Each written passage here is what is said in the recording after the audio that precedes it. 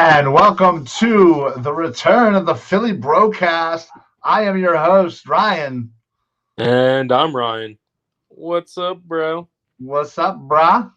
Going on? It's been a while. It's been almost 2 months.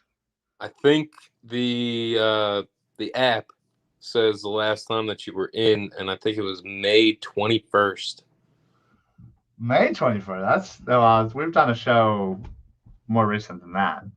I don't think so, man. Oh, wow. All right. Well, either way, it's been a little while. We're glad to be back. We are officially 1 week away from the Birds training camp. Exciting stuff. We've waited all off season for this. So all of you Eagles fans out there, I'm sure, this is the last week. You got to wait until we get some constant football news, information, stuff like that. So super pumped about that. I know you are too, bud.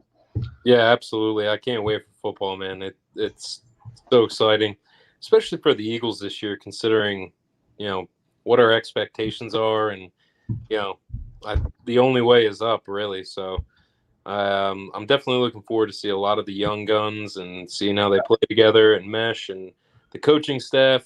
It's exciting. Yeah, no, exactly. There's a lot of question marks, but there's a lot of hope for what we'll see with those questions. Obviously, as you mentioned, the brand new coaching staff. We don't know anything. I mean, Sirianni. Well, all we know is what he was as an offensive coordinator under Frank Reich for the Colts, and for the most part, your coordinator is going to run the offense that your head coach wants. So this is Sirianni's time to kind of figure it himself out and do all that. So I'm excited to kind of see where he's going to take this team, how the offense is going to look. We're used to, over the past couple of years, Big 12 personnel, 2 tight end sets, stuff like that. We may not be seeing that, especially with the uncertainty of Zach Ertz being on this team, and on the flip side, we're so used to Jim Schwartz and the wide nine. We're not sure what we're gonna get. With the defensive coordinator, we're used to very little linebacker play. I think there was a stat, it was like 19 or 20% of the snaps. The third linebacker was actually out on the field. So usually they only use the 2 linebackers. I don't know if we're going to see that again this year. Who knows? There's a lot of things going up in the air, and I'm excited about it. Yeah, I mean, one thing that I'm really curious about is the defense, kind of how that's going to look. I know we have a nice-looking defensive line on paper. We have some age, but then again, with age comes experience and maneuver. I want to say maneuverability, but not elderly, but more veteran players. Yeah, not elderly. So old. But veteran players have the maneuvers that can be something tricky. It's kind of like when you go out to a basketball court and you play against the old guys, but they're all setting picks and doing all these fundamental moves, and they end up beating you, and you're like, what the heck? Like, I can cross every one of these guys up. But yeah, exactly. They know how to play smarter rather than harder. So that's some of the things that I look for on the defensive end, and the question mark of our coaches. But offensively, I am curious on what we're going to see with Nick Sirianni in the run game, because we know what we didn't see with Doug Peterson, and that was the run game. Yeah, well, and that's exciting, time this year for the running back room. Miles Sanders, we've all thought that Miles Sanders has the goods to be a number 1 back and to be an impactful back in this league. And, I think a lot of people are expecting, that Sirianni will bring the best out of Sanders. And, you add somebody in here like Kerryon Johnson, who, again, may or may not make the team. But, again, I think if he does, I think could be a nice compliment to him.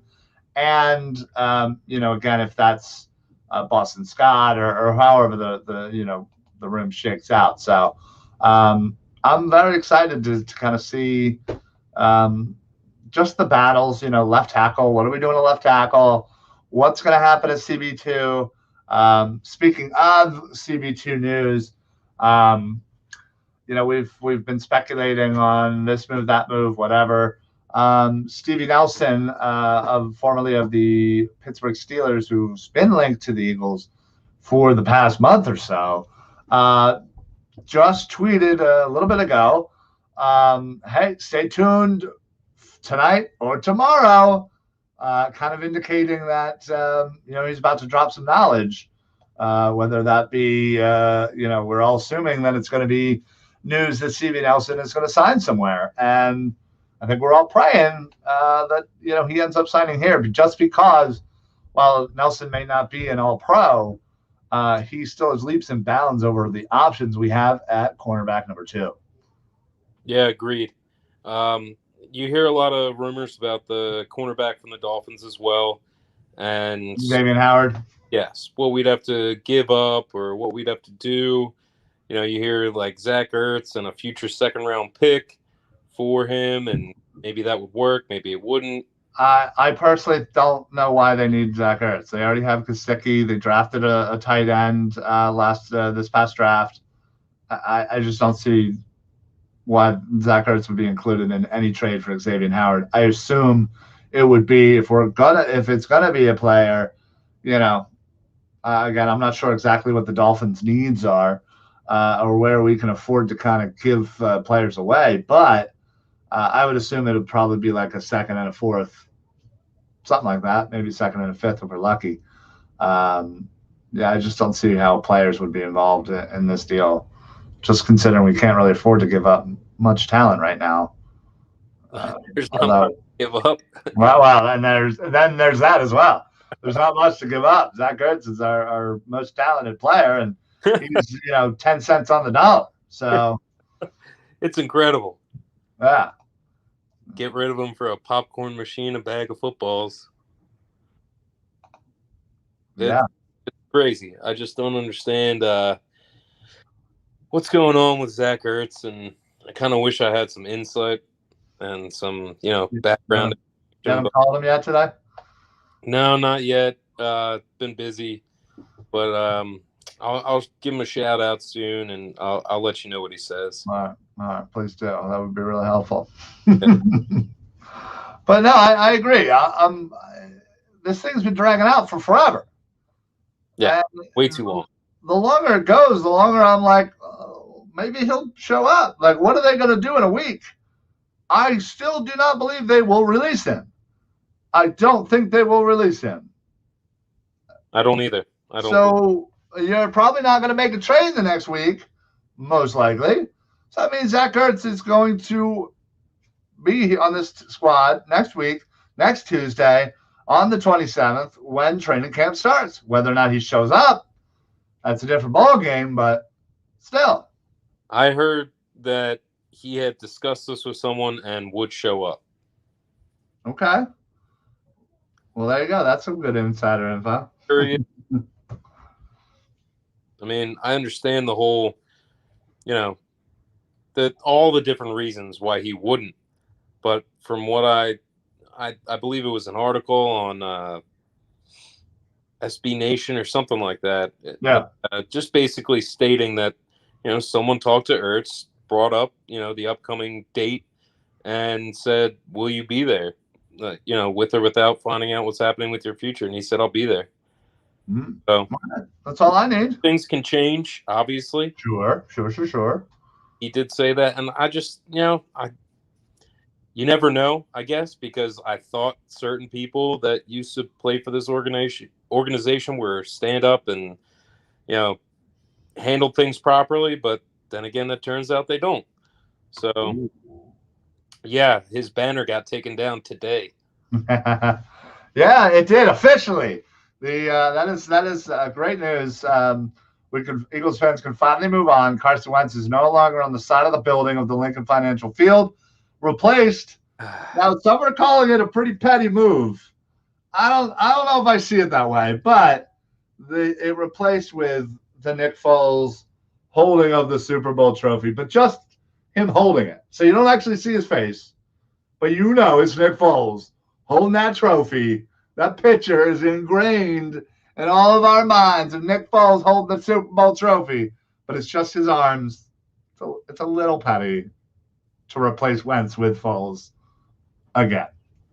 I mean, it's very, very Philadelphia to have this happen and to continue to happen. I mean, with beyond the statue, beyond this, it's like Nick Foles is the greatest Eagles quarterback of all time, and all time. Argue that till they're blue in the face. Greatest Eagle of all time. Oh yeah, I mean he brought us to the promised land. But you know, it's just amazing. I honestly thought they could have done Kelsey in his Mummers uniform. I thought that would have been classic, timely. I think that would have been a great one. And you know, very well received throughout the entire Philadelphia organization, the fans all over the world. They just see that picture, and I think it brings them just as much joy as seeing Nick Foles hold that trophy. I mean, I agree with you. Again, I just think they had to do something. You know, a lot of people were wanting the strip sack. I get why they wouldn't go that route, because theoretically you have to have Tom Brady on there, and we don't want that. Yeah, even if it's in a horrible moment for him, it's still, you're still gonna have to look at Tom Brady. So yeah, there could have been a million of them. You know what would have been a nice gesture is Zach Ertz crossing the goal line. Yeah, that would have been a nice little gesture. It would have been nice. Then again, like, you can't do that. You can't put up a banner like that and him get traded within the next 2 days, and then it's like, what? Yeah. All right. Well, John, appreciate it, buddy. John, by the way, before I read this comment, John is one of our hosts here in the Philly Sports Alliance. Hosts one of, honestly, I dare to say, the best Phillies podcast out there. And I'm not being biased, I swear. I watch it. I am not only am I entertained, I am also informed. I just can't say enough about it. But the Diamond Club podcast, if you haven't checked it out, please make sure you do so. All up on the Philly Sports Alliance. But John says, should have kept it up, meaning Carson Wentz, to let the city be reminded of their stupidity. Love that. I think that might be a growing trend of people that want to have Carson Wentz up there so we can feel the pain every time we see it. I got it. That's a Philadelphia thing, right? No, thank you. Chris, who one of his co-hosts, and honestly, Chris co-hosts 72 shows on the Philly Sports Alliance. If you're not seeing Chris, you're probably not on the right channel. The fact that this banner is a thing in this city shows how salty our fan base is. You're absolutely right, Chris. Yeah, rent-free. There has been way too much talk about this. And the fact that I even had to kind of bring it up just shows you know, exactly how it is in Philadelphia. Is we care about this crap. Stuff that just doesn't really matter in the long run way too much. You know, like, I don't know. You know, Chris, Sean, and Ryan, I know you all, we get into arguments plenty with Philly fans about the silliest, stupidest things of Philly fans just hold on to things and just either want to and need to argue about something until they're blue in the face, or just are so blinded by their own homerism that they can't see any other way. It's, I don't know. It's a little silly. Well, don't you agree? No, I mean, all I think is you should have put up B-Dog and let it go. I mean, you're right. That would have been great. But what I'm saying is isn't it silly how we have arguments with other Phillies fans about the stupidest things? Yeah, I guess. Is that not a thing, or is that just me? Oh, no, it happens all the time. Like I talked to you about the Nick Foles thing. Of all time. Yeah, the Nick Foles thing. That happens all the time. It's a diehard Eagles fan that really doesn't understand what it takes to qualify for the best Eagle of all time. Yes, Nick Foles winning a Super Bowl, 27-2 season, but how many overall games did he play for the Philadelphia Eagles? Think about it that way. Right. Not many. No money. Chris says B-Doc is painted directly on the wall across the street. Yeah, I'm not sure what direction that Carson Wentz banner is because I haven't been down there in forever. But I do know the B-Doc painting that you're speaking of. So now I have an idea of where it is. Yes. Good stuff. I know that. I'm just saying. Yeah. Oh, you can't go wrong with B-Dog regardless. If you have freaking the whole stadium wrapped in freaking Brian Dawkins pictures, you're still winning. I think people just get pumped. Yeah. But the picture or the mural picture across the street, yes. I'm glad that the Diamond Club podcast leader is listening because I would love to talk some Phillies. Yeah, let's transition to a little Phil's talk. Absolutely, let's get their both of their expertise in all things Phillies. Now there is a stat out there, and I apologize, I have not been able to post that up on the Philly Sports Alliance Facebook page. Which, by the way, Ryan, thank you very much for your contribution earlier. I saw that. Thank you. I thought that was a hint that you sent me. But the Phillies right now are tied for the most wins in the Major League Baseball in the month of July. They are tied with the White Sox, but they are leading the NL in overall wins since the month of July. They're hot. They are hot. I don't know how other way to explain it. It's crazy. Moniak is up, by the way. Oh, God. Moniak, by the way, again, if you follow the Philly Sports Alliance Facebook page, Moniak's been friggin' killing it in AAA over the past, I don't know, couple of weeks. I think it was like 50 to 60 plate appearances. So I'm glad Moniak might be figuring some things out because center field is still a question for concern.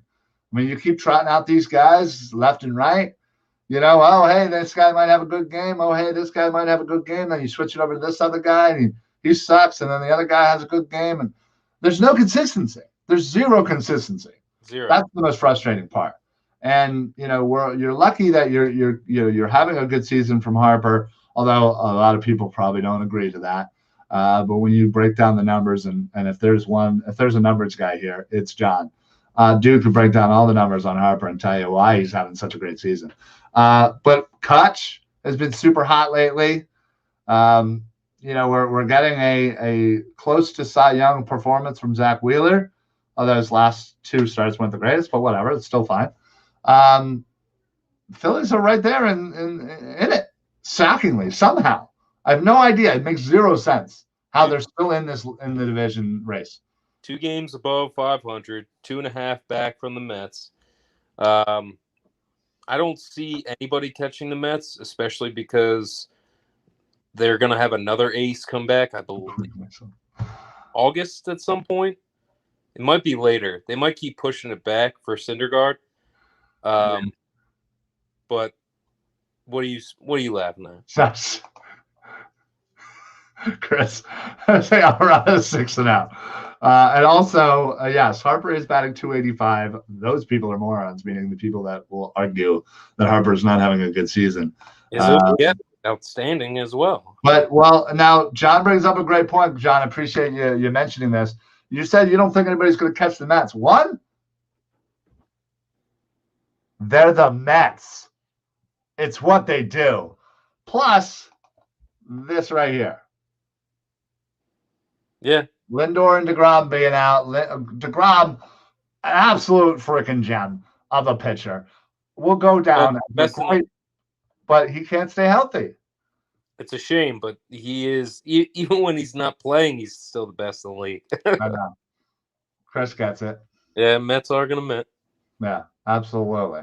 I don't think that the Phillies will get that somebody. Okay, but the trade deadline is in what?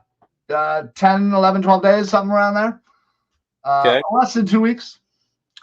And you don't think that should they continue this streak or at least maintain closeness to the Mets. If the Phillies aren't going to go out there and grab some people, address their center fielder if they must. Marte has been thrown around. Go out and get a bullpen arm or two. Craig Kimbrell, been thrown around. There are plenty of, look at the shitty teams right now, like the Pirates and I don't know, a couple other teams, but they have great bullpens. Pittsburgh has a great bullpen, but it doesn't matter. Yeah, it still suck. So why not pluck some people from the other places? You probably won't have to give up much to get bullpen help. Bullpen arms, you don't give up a lot. Now so he's got to do something. This is one of the things that I heard early in the season, and I kind of agree. So within these 11 days, you're looking at, there you go. You're looking at Dombrowski, looking at Reis Hoskins, and how he has been hitting the ball pretty well of late. I mean, he's been hitting home runs of late, and maybe turning some heads somewhere. Do you think Reis Hoskins is because I believe he is. Well, listen. For trade? I think Reis Hoskins' shelf life on the Phillies could be coming to a close. But I would be scared because if Reis is gone, what power do we really have? Not much. Right. So, okay, ideal situation, somehow you go after somebody like a Chris Bryant. Get him to play third, maybe move Bohm to first. Maybe that works in the scenario. And then you also have Bryant who can play center field, which he came out at the All-Star break and said, I actually prefer center field. And yes, John, contract controlled too, so he's something. Absolutely. I guarantee you we could get something back for him. Absolutely. So, listen, I don't know if they're going to make any big splashes, like I said, at Chris Bryant, but they need to go out and either get a bullpen arm or two, get a legit closer, aka like a Kimbrell, or they need to figure out what they're doing in center field, regardless of whatever it is. Just figure it out. I think right there, those are your two main things: is figure out center field, figure out bullpen, and listen. If you have a third wish list, go get a number 3, 4 starter, a solid guy. Yeah, I mean, whether that means in addition to somebody, say, like Cole Hamels, who they saw last week. Maybe he's your 5, and you go out and get a number 3, push out Flynn down to 4. Wouldn't that be fun to get Cole back? It would. Oh, absolutely. What would be really fun is if our supposed ace, Aaron Nola, started pitching like a number 1. That is going to be very determinant on whether or not the Phillies go far and potentially make a push for the playoffs. If Aaron Nola can get back even a remote bit of what he had a few years ago during his Cy Young race, I think they'll be fine. But yeah, I mean, hot garbage.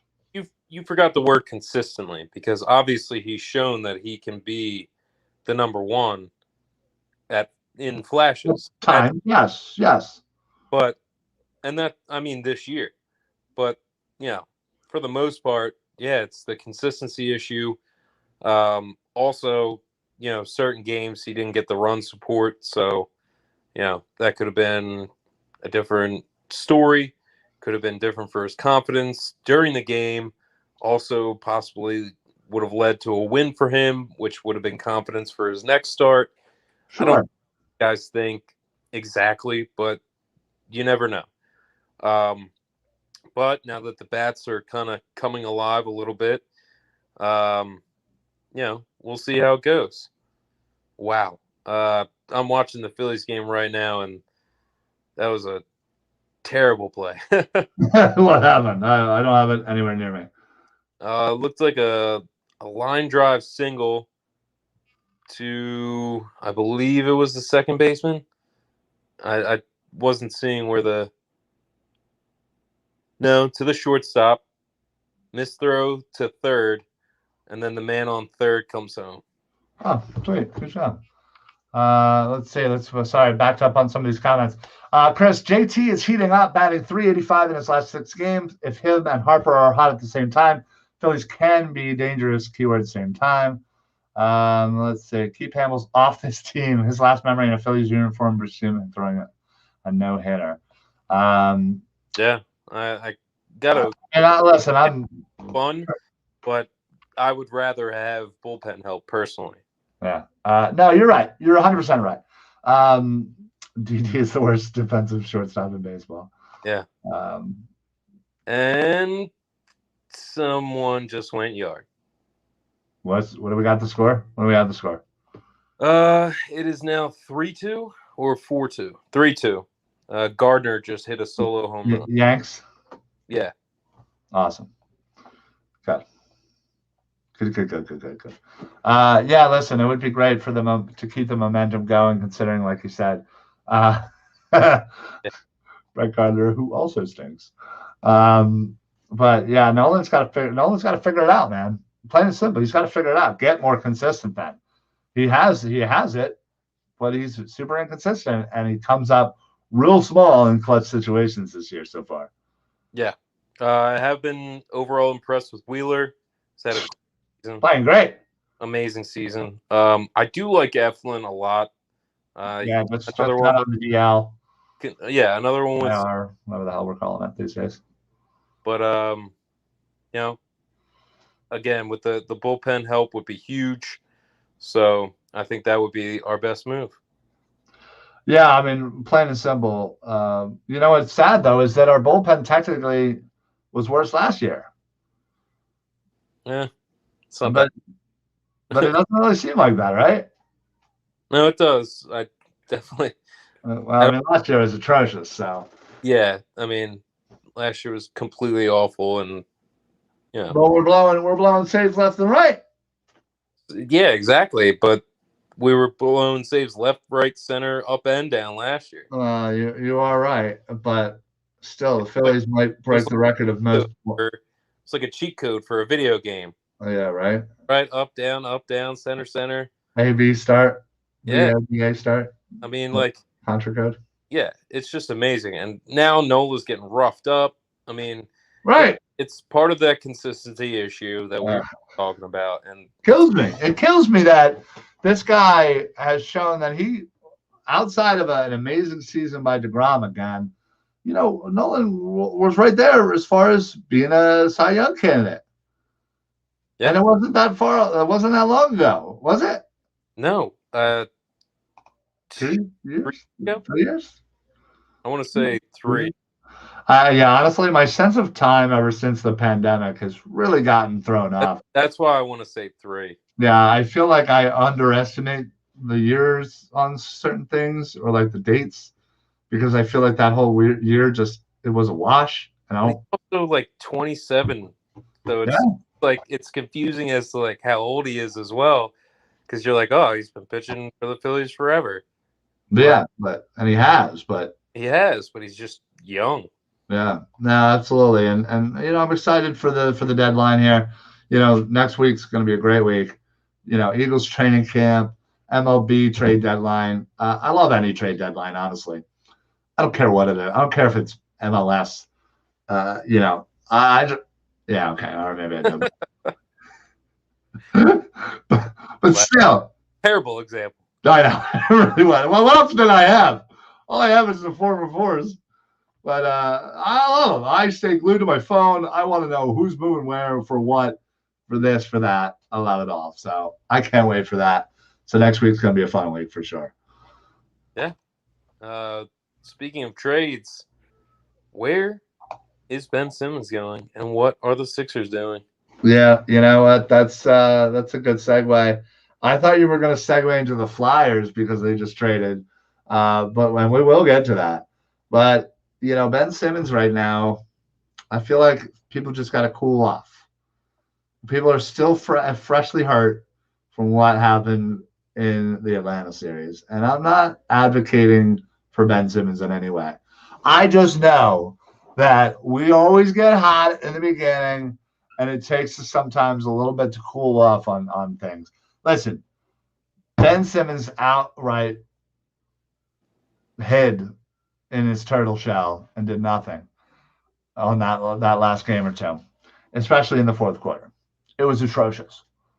The fact that dunk will go down in history as one of the worst things I've ever seen. And what's frustrating is Ben usually in that situation would just jam on somebody. Yeah.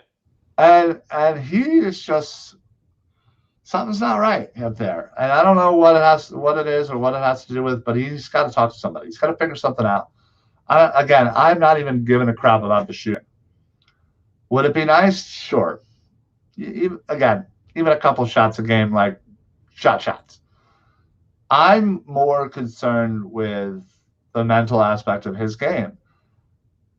And I would still love to have Ben Simmons on this team. I know that may not be the most popular, but on the other side of things, if Ben Simmons gets you somebody like Dame or Beal or a stud superstar to go along with Embiid, and you don't have to give up both of Thibault and Maxey to do it as well, I'm in. In fact, you tell me, what's the most I can get for Ben Simmons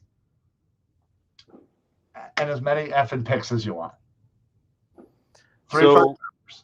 What I would love. What am I getting for that? Is to get rid of Ben and Tobias Harris. I'm okay with that. That's a lot. It's $64 million, and they're not giving you $30 million worth of talent combined. I would love to also use a draft pick just to throw that in there, maybe sweeten the deal, and get a superstar and a very, very nice bench player. And I think that our team would be fantastic. Okay. With another year under the belt for Matisse, a first year and an excellent first year under the belt for Maxey. Right. Then you have some contributors with Seth, Furkan, the lineup, Shake, just go through it. Right. Kind of plug and play. And then, with your superstar, with Joel, and, a healthy Danny Green is very frustrating because of another person. He's inconsistent. Sure. He also made a lot of money last year, and if I would be okay with bringing him back, if you cut that salary in half. Yeah, it'd have to be performance-based, obviously. Yeah. So if you're keeping Green and Curry, and you're saying somehow if you could take the two of them with Thibault and Maxey, and let's call it Dwight because you need a big, as your second team, well, who's going to be on your first team besides Joel and said superstar? Oh, I'm not saying that those are your second team. Oh, okay. My bad. Like, if you sit Joel and if you sit said superstar, you have people that can come in. Oh, yeah. Perform. And then you have your, the other three, probably Seth, Danny, and Matisse. I think Matisse is tough because I still like him and Maxey off the bench. I do like them. I think Matisse might start getting the starting role. We'll see how he develops. Yeah. But okay. All right. So if you're telling me you want to package up Ben and Toby in one deal, I mean, multi-team deal possibly, but yeah. Probably, yeah. So all right, let's just say we give away Ben, we give away Toby, we're getting Dame, and let's just say we're getting, I don't know, who's the kid from Oklahoma City with the three names? Shai Gregorius, whatever. Okay. Yeah, I know who you're talking about. I think he's kind of one of those players that are on the cusp of being pretty good. You add him in there. You have then Dame, this guy, and Seth, Matisse, and a Joel Embiid, and then you have Danny Green if he's still here, Maxey, Furkan, and maybe you sign a couple bench guys. Yeah. You think that's a better, much improved team? I think that consistency and just giving up, the defense from Ben is a little big, but then again, As long as you're keeping Matisse, huh? As long as you keep him Matisse, I'm okay giving up the Ben defense for Matisse. Defense was fantastic during the year. Yeah. Was body during the playoffs. It was, but not good enough. No, you're right. And again, young player. You're only going to grow with more playoff experience. Talking about Ben Simmons? No, I'm talking about Matisse. Okay. Matisse was solid. I mean, throughout. And then he continues his tear into the Olympics. Absolutely, dude. And I'm excited to watch Australia, man. Absolutely. And it's fun. Ben's not playing for Australia, and Matisse is. Yeah. So he gets to shine. Go figure. But yes, what I'm saying is that you're replacing a possible 10-point game for a guaranteed 30-point game if you get Dame on this team. Yeah. You have Joel, so you're getting 60 points from your top two players. But you're also losing 20 points in Toby. But that's that other guy that we're talking about. Yeah, I mean that's I feel like it would have to be a pretty crazy trade if somehow we were able to trade away Ben and Toby, not trade Maxey or Thibault, which is I am assuming every team is going to want one of those two, if not both. And considering the money and everything involved, I agree.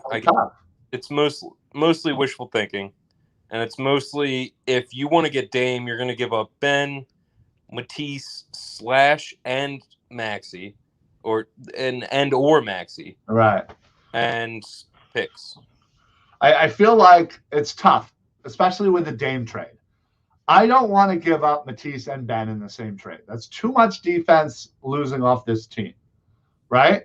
Yes. So, considering that,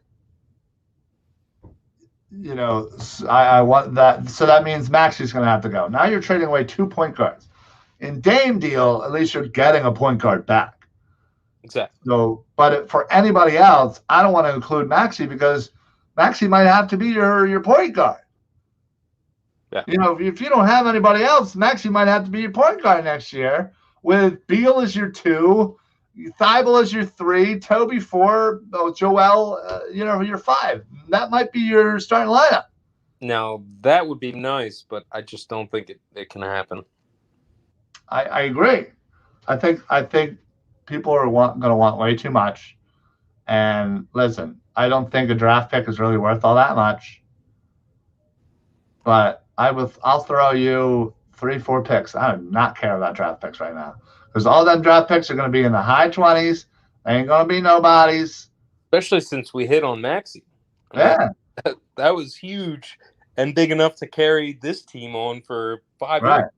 Right. Right. Absolutely. Right. So because of that, we could afford it. I just think, again, you try to get somebody, say if you can get Dame for Ben and picks galore, throw in anybody you want except for freaking except for Matisse and Maxey, make the deal happen.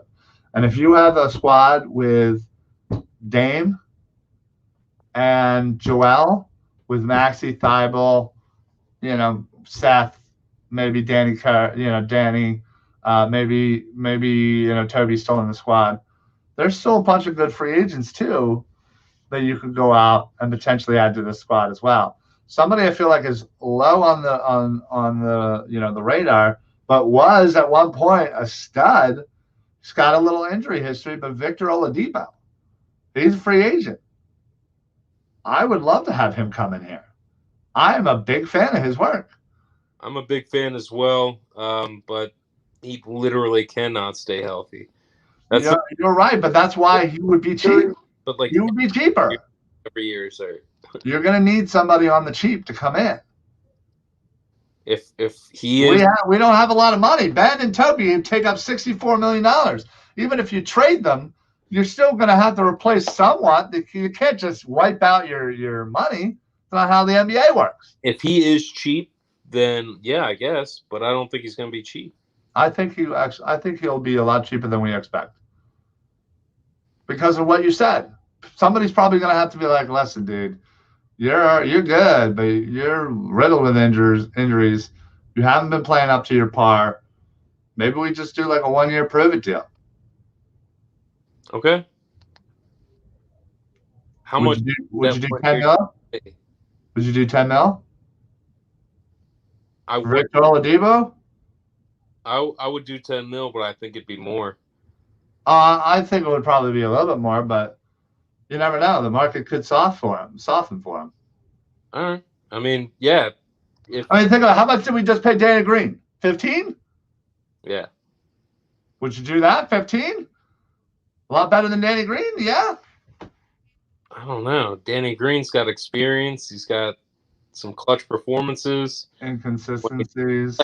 He's inconsistent, but when he's hot, it's like nobody can stop him. Sure. When Victor Oladipo is hot, he's a freaking 30-point scorer. Yeah, I don't know. I'm not equating the two because Danny Green is not the Victor Oladipo of a team. The Victor Oladipo of a team is technically the superstar. Danny Green is a right at this point in his career. I get all that. But if Danny Green gets hot, he can put up Victor Oladipo numbers. So I'd love to know what was the most points Danny Green scored. Overpaid for him, then yeah, you're right. We overpaid for him. But yeah, I mean, trading Ben Simmons, I think it's got to happen just because I don't think he can succeed here, to be honest. I just don't think that can happen. Just FYI, Danny Green scored 29 his most this year. Okay. Well, that was like his absolute most. All right, that's pretty good. Like, that's what I'm saying. He's not a superstar. If he was a superstar, I'd expect you to say he scored 49. Okay, you're right. Not a superstar. As a role player, as a guy who comes off the bench or starts and then goes back to the bench, 6 minutes later. Right. Listen, I understand you. All I meant was money wise. Yes, we overpaid Danny Green. What you got out of Danny Green for the same amount of money, I'd pay that to Oladipo more than I want to pay that to Danny Green. Because you just agreed that Danny Green wasn't worth $15 million. Gotcha. Agreed. So Victor Oladipo also not worth $15 million. You might be right. But if you, that's why you take that gamble. I think we've gambled enough with this team. Oh, never too much gambling. I trade Toby as much as I trade Ben. Yeah, I can see that, Chris. Honestly, he had a great regular season again, like another. And he started off pretty good. Doc brought out he just regular season. When he got the postseason, you can't have a game where you score 4 points. You can't go from scoring 30-some points multiple nights and then score 4. You're right. You can't just fall off the cliff like that. Unacceptable. So I mean, yeah, I agree with Chris. Like, listen. Rather trade at this point, that might be the best route. I would also trade Toby, not rather, but I would also trade. I think if you want to go and fix this team, fix the mistakes of giving those two that much money, because you're not getting $30 million out of Ben. You were not getting $34 million out of fucking Toby. So how good teams win, not only having all the talent, but getting the most talent for the least amount of money, right? Getting the biggest bang for your buck for any sport. If you can have a young guy who's playing awesome and he's cheap as hell, how much better does that make shit for you? You Yeah. know? Nice. So same thing for the NBA. You got to maximize the money. So Toby, 34, Ben, 30. I'm fine with letting both of them go. I'm fine with it. But I'm gonna need a friggin' stud back. I'm gonna need a Dame. I'm gonna need a Beal. I'm gonna need somebody of that ilk. Somebody. Yep. It's just Chris, give up. yeah, Chris says Toby had a good pro season except for 3 games. In those 3 games, he did score 4 and turned the ball over in the last 30 seconds of the game and was blocked on a layup. Max players do not do that. All 3 of those games were losses. Another good point. Well said. Well said. Superstars, max players, they're the ones you rely on in clutch moments. Yep. Who do we have clutch other than Joel Embiid? Because dude showed in the playoffs he could rely on. He scored. If you're looking for a guy that you can say you relied on in the playoffs, I would say Seth Curry was. You're right. Seth Curry was the only one who stepped up besides Joel Embiid. And in the NBA, you can't have a center be your go-to clutch player. I'm sorry. That's not how the NBA really works. You really need somebody a killer to shoot the ball. And that to me is Dame 100% of the time. Yeah. You watch that dude, he wills his team to win. He's one of the top 5 players in the league, in my opinion. And all the time. All the time. Easy. Absolutely. So listen, I think, and yeah, Chris, I do wonder what getting a Dame onto the 76ers does to Maxey. You know, that it's kind of putting a roadblock into before him. You know, I just hope it doesn't stunt its growth a bit. You know. Yeah. I mean, Maxey can play a little shooting guard. Okay, right. I mean, 1 year in the NBA, I can't really give you an honest answer. I would say probably, but he's a little wild as of right now. I mean, he is. Oh, he is. But the way that he's got to catch up.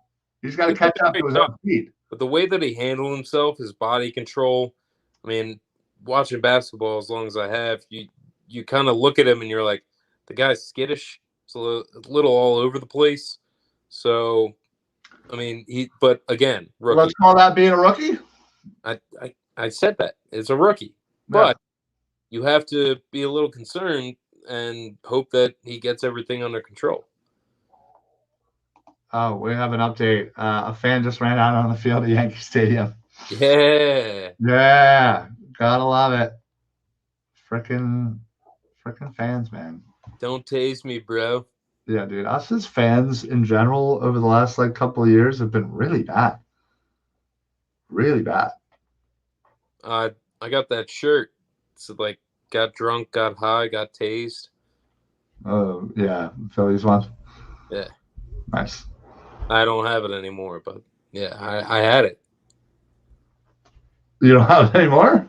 That sucks. I don't know where it is. Well, there you go. Well, before we do get on out of here, I want to talk a little Flyers. Just trading for Ryan Ellis, defenseman out of Nashville. Has been in Nashville his entire career. I'm real excited about this. I was upset to get rid of Nolan Patrick. Again, such a high pick. You really hope he had potential. But with, his injuries keeping him out off the ice and just him never really living up to things so far, it's a shame, but it's time to kind of move on, and you can get a nice blue liner to put with Provy. I think that'll go leaps and bounds with helping out this team, especially Carter Hart. I agree. And actually, Ellis is kind of like a flyer killer every time we played him. So I'm glad that we have him on our team. Oh, yeah. Is that true? Huh? Is that true? I didn't Oh, know. Yeah. I have fond memories of a couple games in which he had ruined breakaways or gotten fights with I mean, are we going back? I think we're going back to our why am I blanking? The Crustache Carcillo days. Carcillo. I think we're going back that far, in which he had some brawls with Carcillo, and they were just yapping to each other. I do like the way he plays. Yeah. As a player overall, and experience again. That's a big thing, man. You know, he's got some games under his belt. He's got some camaraderie with a lot of champions. So I definitely enjoy seeing that the Flyers are making moves like they are and picking him up. So I do. Yeah, this will be his 10th season coming in. He spent all of it with Nashville. Yeah. For the most part, he's not necessarily a great offensive defenseman. I think the most points he's ever scored was 41. But his presence out there is more felt on the defensive side. So I'm excited what he's going to do with Provy. I assume he'll be matched up with Provy. I'd rather defensive defenseman. Right. Yeah. Right. Flyers could get to the finals and lose, and Flyers would say if Patrick was on this team, they would have won. You're right. That is a Flyers thing as a fan to say. Ellis never had a shoulder injury. He shattered a knuckle in his hand. He's on the record saying that. I didn't know that there was some debate on his injury history. Yeah, I don't remember that either, but that's certainly just my ignorance and not knowing. But I'm excited because he's always been a very solid defenseman. Yeah. Which is what we really need. And listen, the expansion drafts tomorrow, 8:00. Seattle Kraken get to select, whether they select Voracek or JVR or Ghost. I think nice. Pick. What? They just get to pick.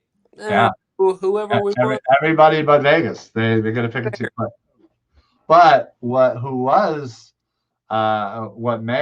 a rumor floating around that Seattle would select Tarasenko from St. Louis, would then in turn trade him to the Flyers for Voracek and then some, and then be able to select a player from the Flyers of their choosing after that fact.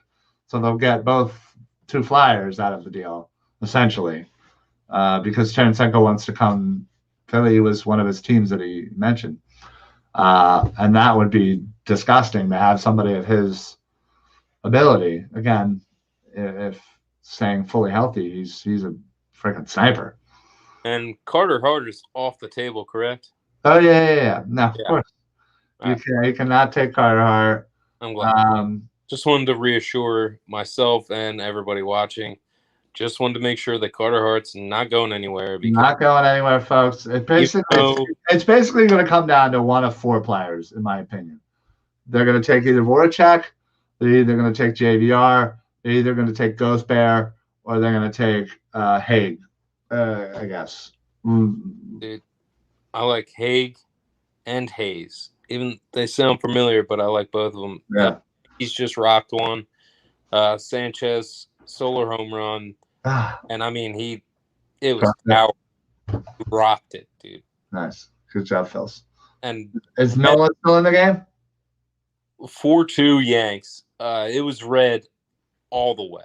I mean, like, Nola released it, and he was like, this is gone. Nice. So I'm excited to see what the 8:00 tomorrow, the expansion draft for the NHL. Excited to kind of see that process. It's a real fun, kind of unique process. Sorry about that. What happened? All right. Let's see if I can flip my camera.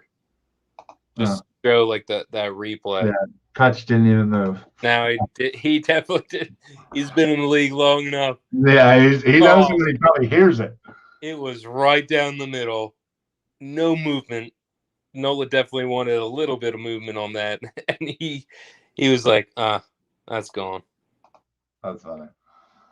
All right. Well, that's going to be it for us. We're glad to be back. It's been way too long since we did an episode. We switched back to Tuesdays. Normally we'll be a little bit earlier, but work and stuff. We'll figure it out. What? What was that for? Was that a little? Well, I was waiting for you to say it was your fault. Oh, it is my fault. All right. You want me to say it's my fault? All right. Sorry. I got stuck working late. Stuck at work late. And kid had some soccer tonight and other things. But anyway. All good. I'm just messing with you. I know you're buddy. But good to be back.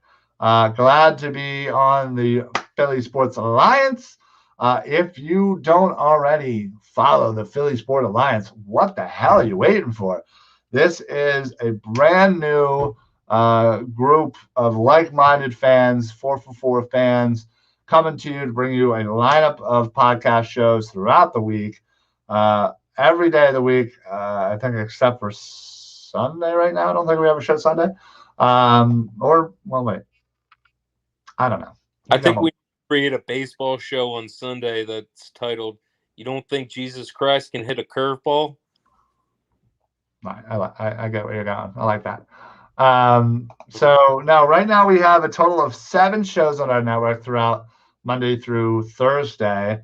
We have some new shows in the pipeline. We got a Sixers show debuting in a couple of weeks. We got an MMA show debuting in a couple of weeks.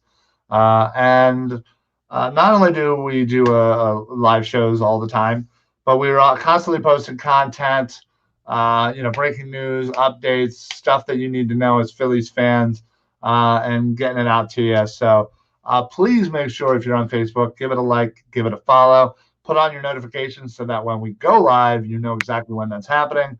Don't forget, we are also on Twitter at, see you below, Philly Sports PSA. We're on Twitch as well and YouTube and Instagram as well. So check us all out everywhere. Like, share, follow. Just hit all the buttons at once. That's what I usually do. And share it to your friends. Let us know. We're just trying to spread the love around the Philly area and just kind of, share our knowledge, share our love of the game, and hopefully, talk to the people. So we appreciate everybody who stuck with us here. Thank you very much, Facebook, all the groups that we're in right now. Thank you very much. To John and Chris, appreciate you guys as always. The Philly Sports Alliance family is a tight family. We're always popping in each other's shows. So appreciate it. Don't forget. In fact, I will show you the full lineup of shows here.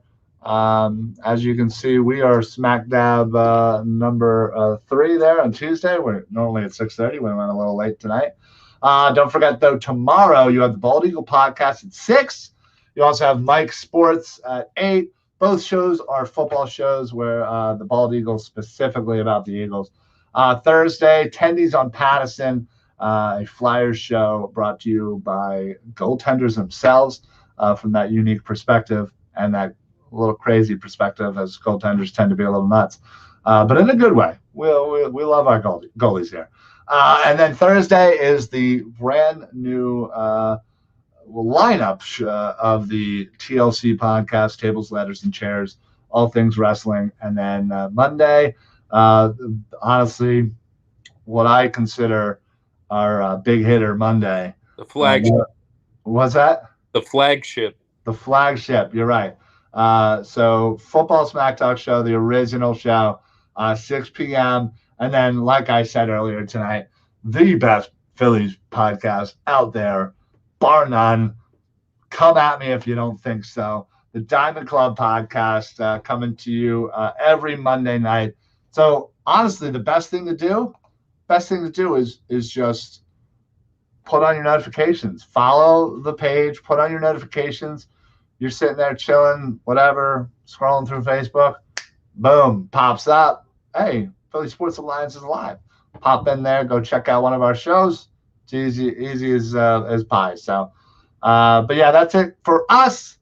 Ryan, appreciate you doing this with me. Maybe we'll think about doing this more on a regular basis, huh? Yeah, I mean that sounds good. Hey, Have what a about that? schedule or Yeah. something like that. Yeah.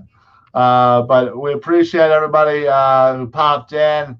Thank you to our love, the love from Twitter and from Twitch, our Twitch bros and our tweeters, Twitter people. I don't know what they're called. Our peeps from the Peeps Twitterverse. on the Twitterverse. Sound like the Phillyverse? Well, they copied off us. Probably. But yes, anyway, thank you, everybody. We will see you guys next week. Ryan, you got anything to add before we hop on out of here and watch the Phillies continue to suck? I'm going to watch the NBA Finals, but yeah, there's that too. Just a quick movie review. Space Jam, New Legacy, no bueno. No, I've been hearing bad things. It is not good on a bad level. I can't wait to see it. Yes, you can. Yeah, I can. Yeah. In fact, I'm probably going to go rewatch Hot Rod for the 78th time tonight. It's on Netflix. So. Right. Great movie. Babe. Spirit of the Eagle. Babe. Anyway, we won't bore you. We're going to get out of here. Appreciate you, bro. So for the Philly BroCast, I'm Ryan. And I'm Ryan. Peace out, bros. Later, bros. See you guys next week. Go Birds. Go Birds.